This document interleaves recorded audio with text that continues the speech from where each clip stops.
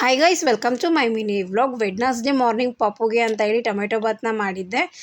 ಪಪ್ಪುಗೆ ತಿನ್ನಿಸಿದಲ್ಲ ಆದಮೇಲೆ ನೆನ್ನೆ ನೈಟ್ ಹಸ್ಬೆಂಡ್ ಝೆಪ್ಟೋದಿಂದ ವೆಜಿಟೇಬಲ್ಸ್ ಫ್ರೂಟ್ಸ್ನೆಲ್ಲ ಆರ್ಡರ್ ಮಾಡಿದರು. ಏನೇನು ಬಂದಿದೆ ಅಂತ ಚೆಕ್ ಮಾಡ್ತಾ ಇದ್ದೀನಿ.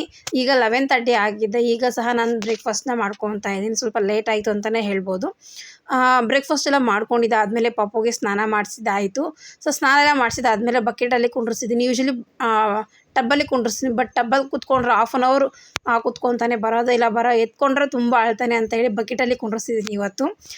ಸ್ನಾನ ಎಲ್ಲ ಮಾಡಿಸಿದಾದ್ಮೇಲೆ ಪಾಪುನ ರೆಡಿ ಮಾಡಿ ಈಗಂತೂ 1 ಮಂತಿಂದ ನಾನು ಕ್ಲಾತ್ ಡೈಪರ್ನ ಯೂಸ್ ಮಾಡ್ತಾಯಿದ್ದೀನಿ. ಪಾಪುಗೆ ತುಂಬ ಚೆನ್ನಾಗಿದೆ ಅಂತಲೇ ಹೇಳ್ಬೋದು.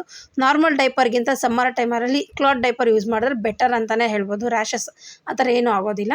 ಮಧ್ಯಾಹ್ನ ಊಟಕ್ಕೆ ಕರ್ಡ್ ರೈಸ್ ತಿನ್ನಿಸ್ತಾ ಇದ್ದೀನಿ. ಪಾಪುಗೆ ತುಂಬ ಬಿಸಿಲಿತ್ತು, ಸೊ ಸರಿ ಅಂತೇಳಿ ಕರ್ಡ್ ರೈಸ್ನ ತಿನ್ನಿಸ್ತಾ ಇದ್ದೀನಿ. ಅವನಿಗೆ ಕರ್ಡ್ ರೈಸ್ ಅವನು ತುಂಬ ಚೆನ್ನಾಗೇ ತಿಂತಾನೆ ಅಂತಲೇ ಹೇಳ್ಬೋದು.